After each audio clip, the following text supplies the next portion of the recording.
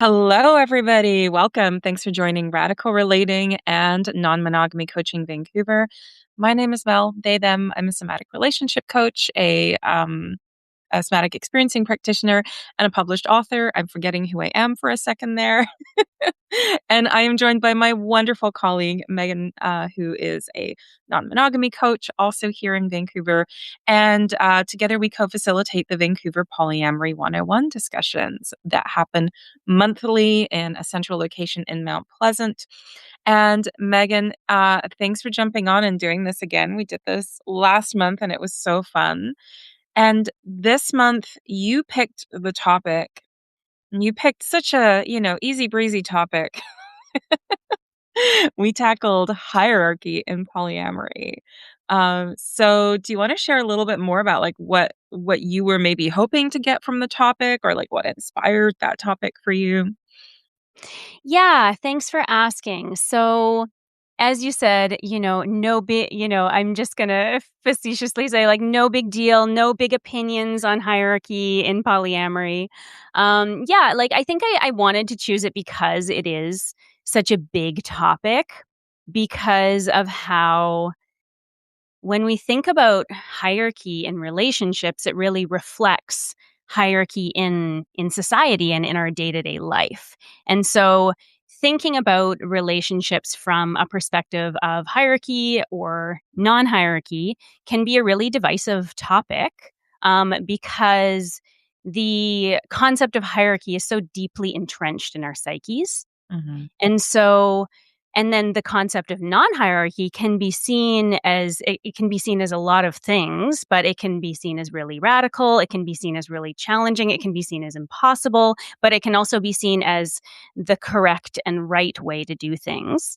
And as can hierarchy. And so what I was really looking for with this topic was to start to unpack all these different pieces and start to capture some of the nuance and start to look at the different effects that hierarchy and non-hierarchy have, and Mhm. how to untangle the complexity that exists when we are translating our ideals and our values into our day-to-day life and how we actually operate in our relationships.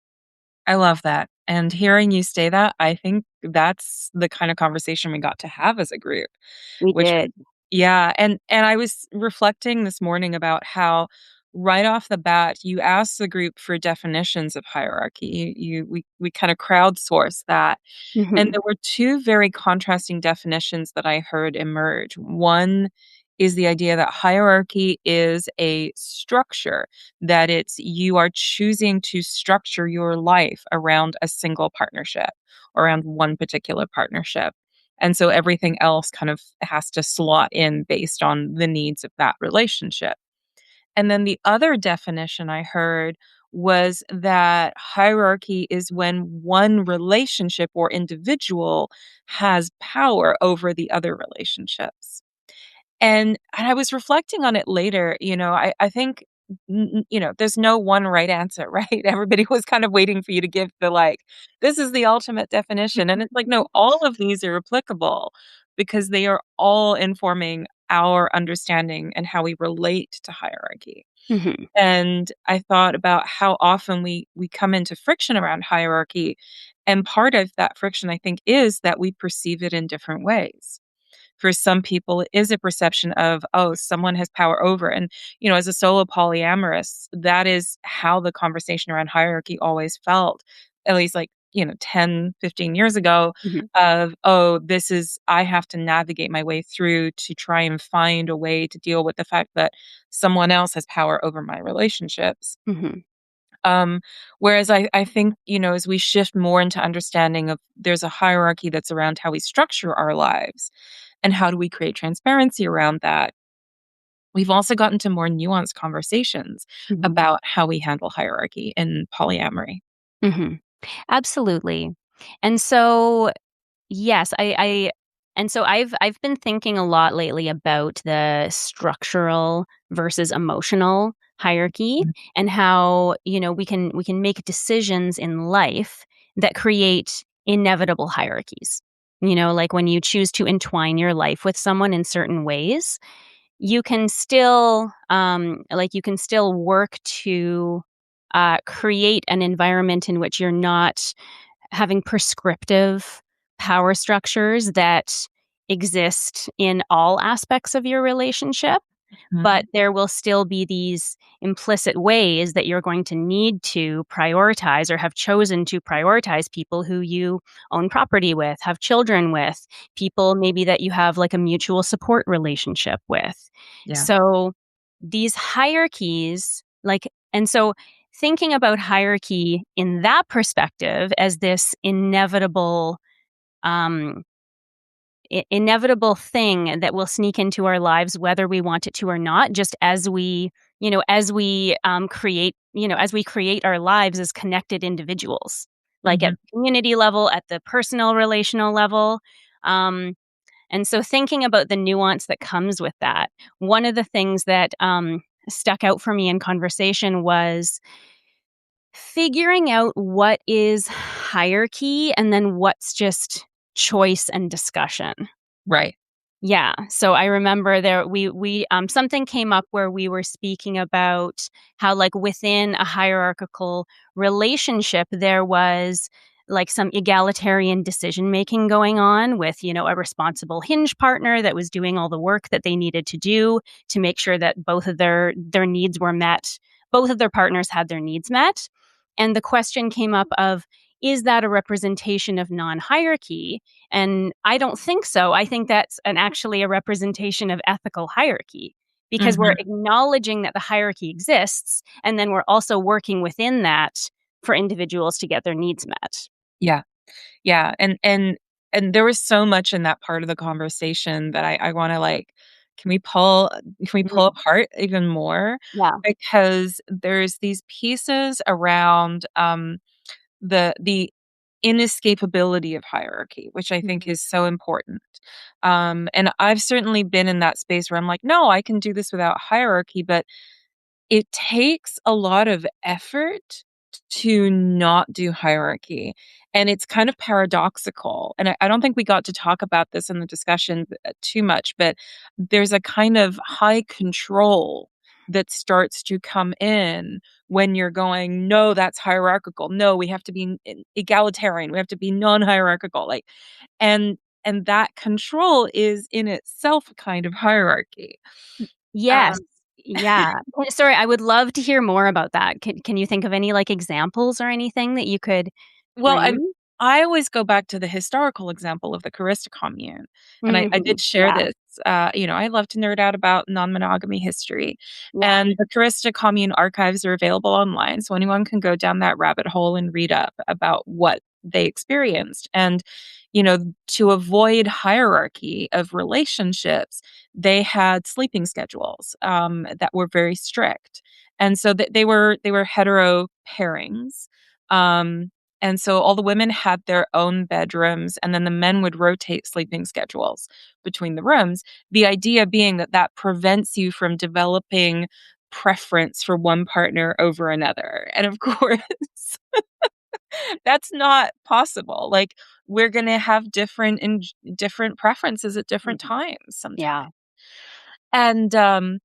And, I mean, the Carista commune eventually fell apart, and you can read in the archives all the reasons it fell apart. But one of the aspects of that fracturing in their community was that there was a kind of control that felt very limiting for people. Mhm. And my experience, I had a relationship early on in my poly days with someone whose polycule was very much set up to be that egalitarian system, not to the like sleeping schedule kind of extreme, but um, my experience of it was that it was very limiting, and it felt like there was shaming for me when I wasn't able to give equally, or like, navigate myself to be as equally available as my partner's other partners Mhm. were.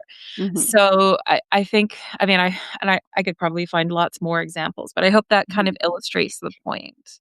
That really does, yeah, and I think I think one of the most meaningful things for me that came out of this conversation is I think we really look to hierarchy or the absence of to reinforce our values, and Mhm. to prevent and to protect us from harm and Yeah. to protect us from the existential fear of aloneness and from the fear of doing things incorrectly, Yeah. to protect and to protect our own hearts. Right? There's so many reasons that we go towards these structures, but what really came out of the conversation for me was structure is not going to save us. Yeah. Like, we can't rely on hierarchy or non-hierarchy to prevent the things that we're trying to protect against, Yeah. right? It reminds me of this, of talking about how, like, you can't rule and boundary your way out of feeling things, and I think, we just drop that one in Right. there. You can, but anyway, that's a topic to unpack for another time. But it reminds me of how we can reach to certain tools in order to protect us. And, like, yes, of course, we want to do that. And these can be very useful in that Mm. way. But ultimately, I think what we really need to look at is the underlying needs of the individuals involved. Mhm.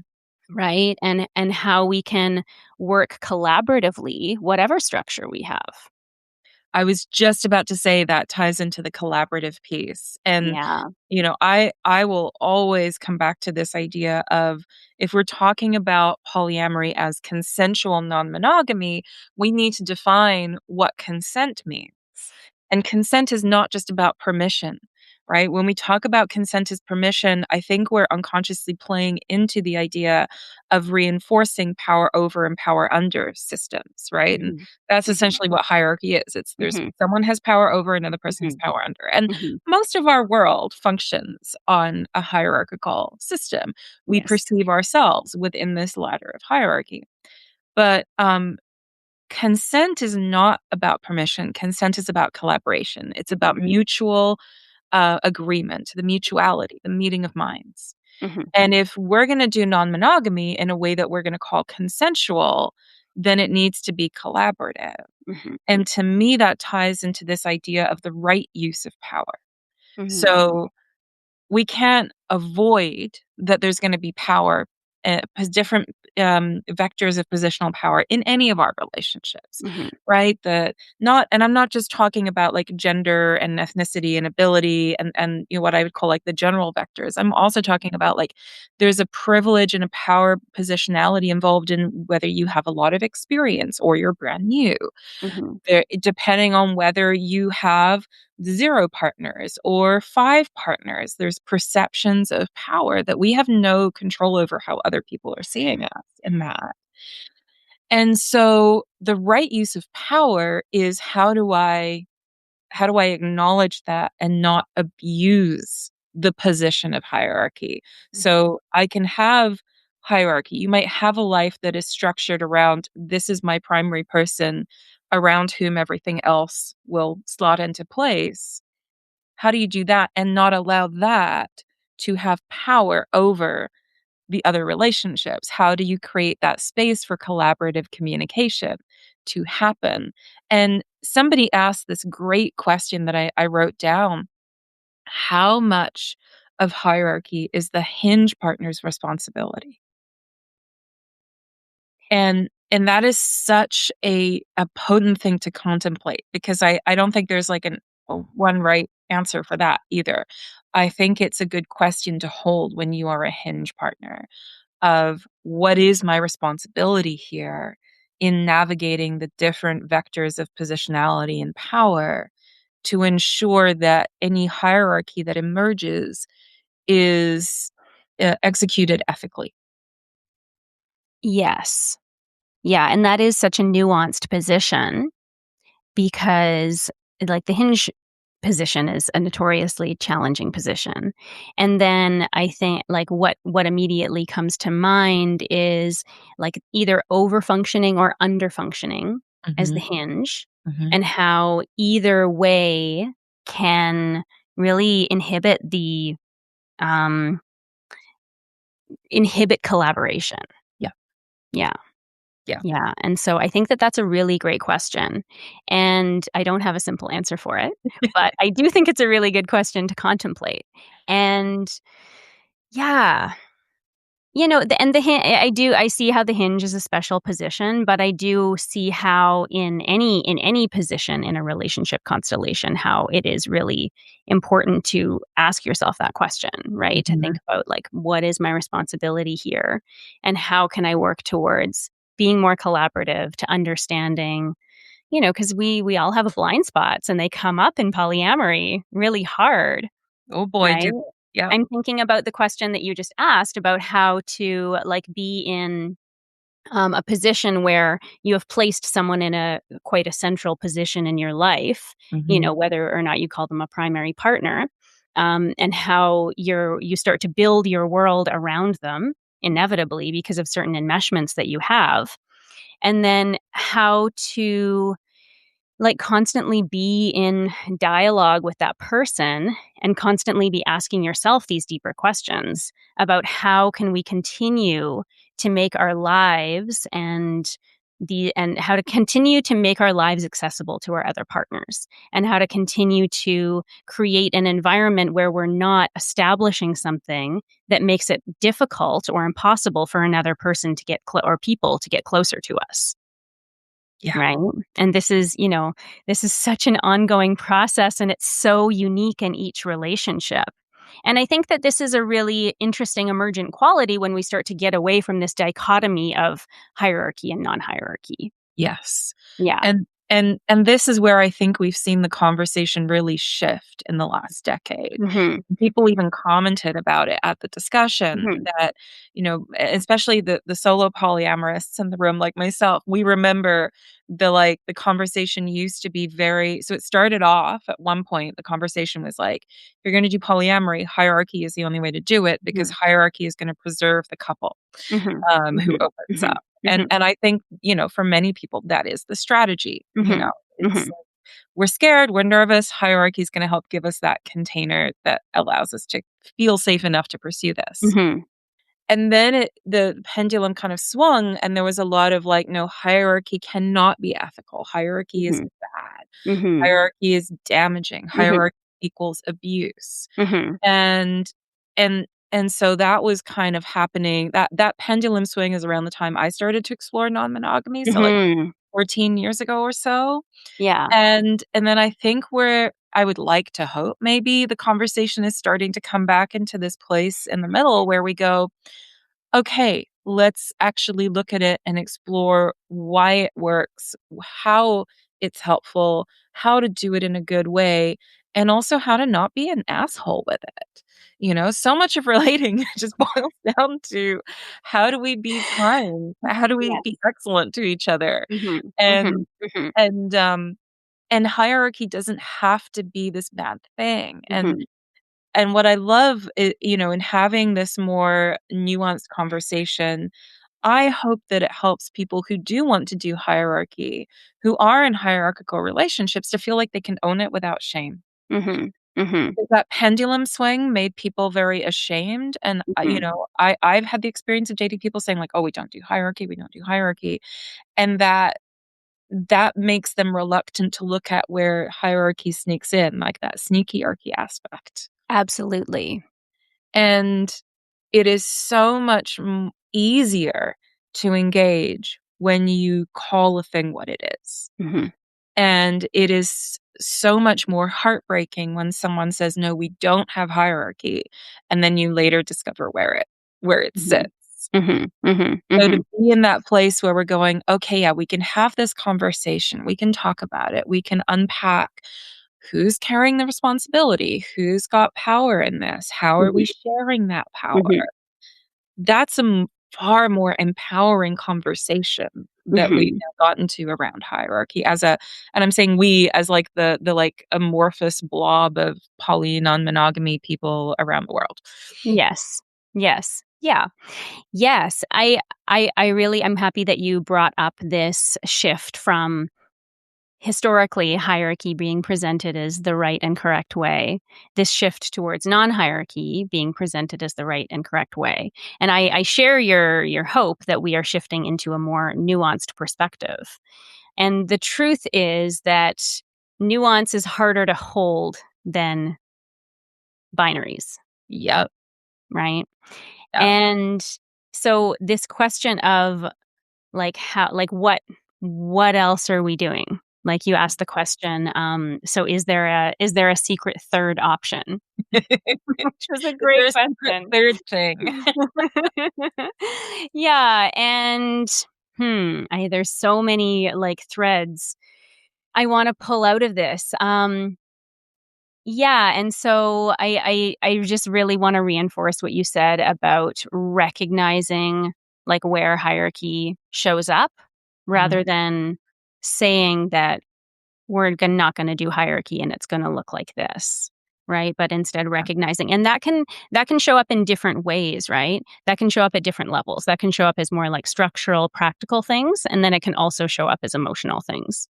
So this concept of emotional hierarchy being the partner who has the highest emotional needs, or presents the highest emotional needs getting to hold power over, right? And that can show up regardless of structure, Yep. right? I can have a nesting partner that is tends to be like very regulated and even keeled, and then I can have a partner that I don't nest with who, that tends to, need more support throughout that relationship, and then that can actually create a different kind of hierarchy, Yeah.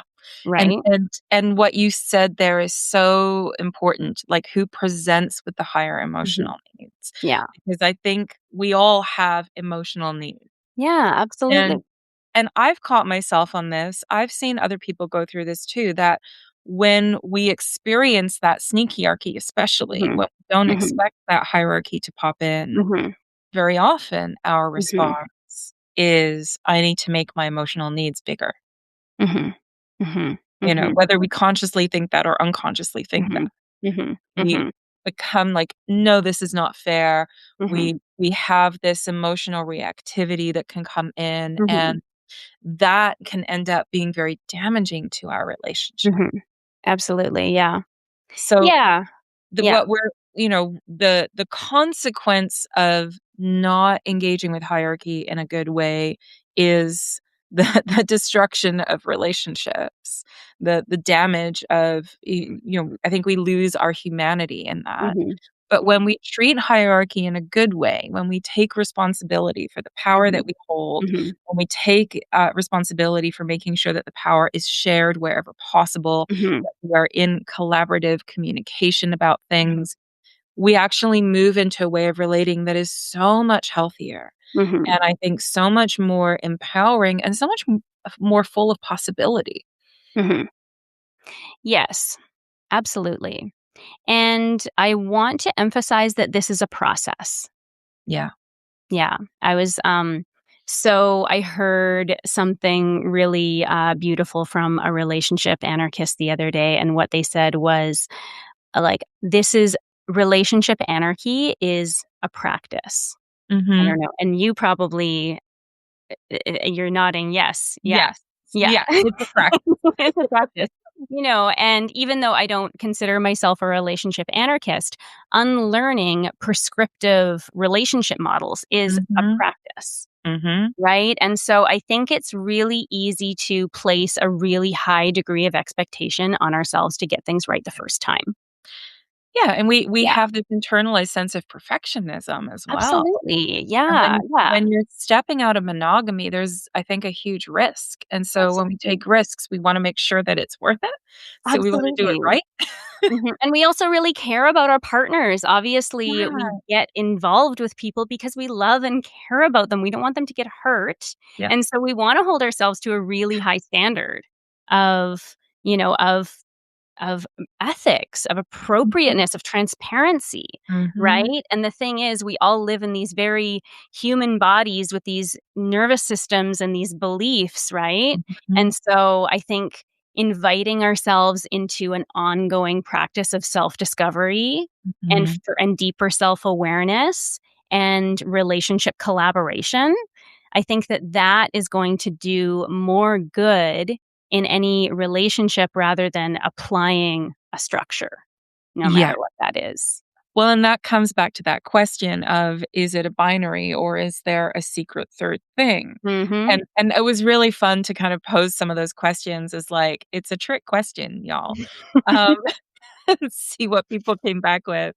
But my take is that yes, there's a binary between hierarchy and non-hierarchy, but there's not just one form of non-hierarchy. Mhm. So when we're Mhm. talking about non-hierarchy, Mhm. I think it splits into two. Mm, mhm. And that there is that kind of like enforced egalitarian, which I think is very structure based, Mhm. right? Which is like, Mhm. okay, we had this structure of hierarchy, so we're going to have a structure of non-hierarchy, and that Mhm. plays back into what we talked about before, like the high Mhm. control Yeah. dynamics. And the other, this is the secret third thing, is an anarchic approach. Mhm. And whether you identify as a relationship anarchist or not, I mean, the word anarchy means without rule, Mhm. anarchos. Mhm. And I Mhm. always come back to that to help people understand what relationship anarchy means. There's Mhm. no prescribed rules. So you're saying Mhm. there's no prescriptive structure. Mhm. And when there's no prescriptive structure, that doesn't mean that there is no power. Mhm. Doesn't mean that we've abolished all power dynamics. It means that we're looking at how do we share power with so that the power that is implicit is not present, Mhm. not Mhm. in Mhm. control of a situation, Mhm. Mhm. Mhm. Mhm. right? When we look at the political anarchy is about redistribution of resources. Mhm. And so in relationship anarchy, we're redistributing resources so that there isn't a centralized power system. Yeah. And that plays into that idea of collaborative Mhm. consent. And how are we bridging that communication so that Mhm. there's flexibility and there's Mhm. kind of fluidity in that? Mhm. Mhm. Mhm. Does that make sense? Absolutely. What I hear you saying is that, um, like, is that I heard you say distribute, like, redistributing power, Mhm, right? So if you're coming into a relationship, taking stock of the power structures that exist, mhm. and then figuring out in a really transparent way how you're gonna work within those and dismantle the ones that are appropriate to dismantle. Yeah. Right? Yeah. Yeah, Yeah. yeah, like, it's kind of like a choose your own adventure, like, within hierarchy, right? Like, Yeah. because we all get to make these decisions about, like, what is important to us in relationships, the thing that's easiest to go to is kids and child rearing, Mhm. right? Like, when you bring, like, children and dependence into like, when people have children and they're in relationships, like, there's an automatic hierarchy there Yep. because, you're a caregiver, you're a parent, you need to take care of your children, Yeah. right? And so this can come in other ways too. But understanding that no matter what it is, it's not appropriate to kind of use that as a broad, all-encompassing reason to bundle a whole bunch of different pieces of hierarchy together Yeah. and have it as a package. And if you have decided that you want to have all of those things together as a package, be transparent about that. Exactly. Yeah. The Yeah. transparency makes all the difference. Absolutely. Yeah. Yeah. Yeah. So on that note, maybe we should talk about what's coming up next for the discussion group. Absolutely. Yeah. Do you want to go ahead with that? Yeah, so we Yeah. took, suggestions from the group, which was so much fun because I love hearing what people wanna talk about, and then we go, "Okay, what can we kind of pull out of this that's everyone's gonna enjoy talking about?" So our next discussion is Tuesday, April 7th. You can find the event information on Plura. Just search for Vancouver Poly 101, and the topic is gonna be, being polyamorous in a monogamous world. So I think we're gonna get to touch on things like that monogamy hangover and, the transition of moving from the monogamous mindset into a more polyamorous paradigm. Absolutely. There's so many things that can come into this. There can be like I think of stigma, like stigma against being polyamorous, like how Mhm. we can really get into a lot of code switching and different degrees of being out. Yeah. That's going to be a big I one. was gonna say the visibility of partners is one of the big ones for me in terms of, Yeah. like, this is where like, because I'm pretty open about being open, obviously, Mhm. as you are too, Yeah. but where it becomes challenging is when I have partners who are not open or not Mhm. able to be, publicly visible in their Mhm. Mhm. partnerships. Mhm. So, yeah, Mhm. that's a Mhm. that's a hot Mhm. topic for me personally. Yes, yeah. That's and there's so much to unpack there. Yeah. And then there's also, mm, just the ways, I wanna say internalized mononormativity or just the Mhm. ways that we understand relationships based on what has been modeled to us. Yeah.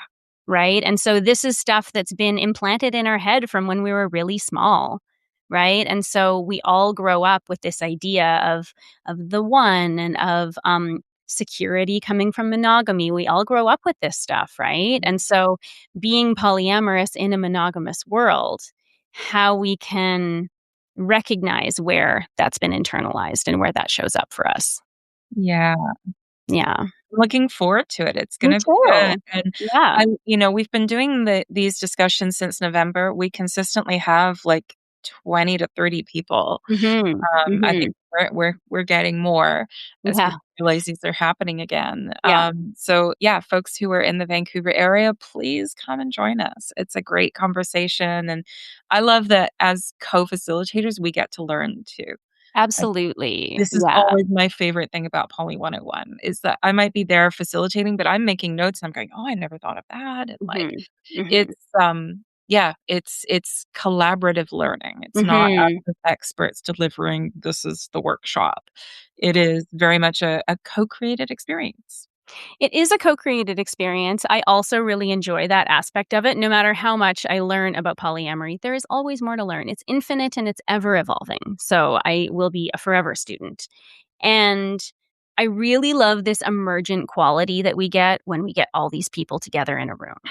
Right? We always generate new ideas that none of us would have alone.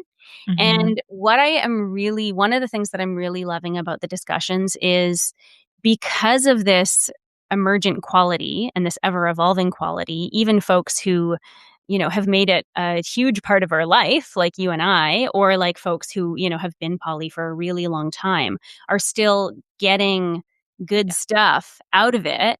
And then folks who are brand new to it also add such an amazing energy because Yes. I love hearing all the questions and all the discussions from folks who are really just considering these ideas for the first time, because it does offer such a refreshing perspective for those of us who are Mhm. steeped in these ideas.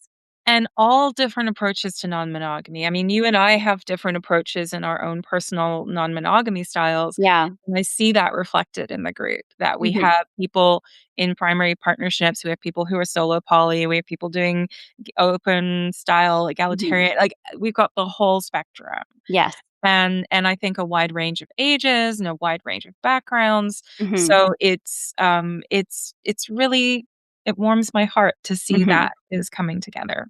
Me too. Yeah, I'm very much enjoying the discussions, and I'm really looking forward to the next one. Yeah. Yeah. Megan, if folks wanna find you, where do they find you? If they Yeah. So love you can find me on Substack. There's a link to my website in my Substack. It's nonmonogamycoachingvancouver.com. So you can find me through there. I also make short form content on Instagram. So you can find me at non-monogamy coaching Vancouver. And yeah, my and DMs are open. yeah, and folks can find me at Radical Relating on Instagram, Substack, Facebook, Insight Timer, all the things. Hmm. Or you can just find my website, radicalrelating.ca. Hmm. Great. Awesome. Well, so good to talk to you. Yeah, likewise, Yeah, and, we'll have another one of these after the next discussion. we will. All right. Well, have a good day. Take care, folks. Bye.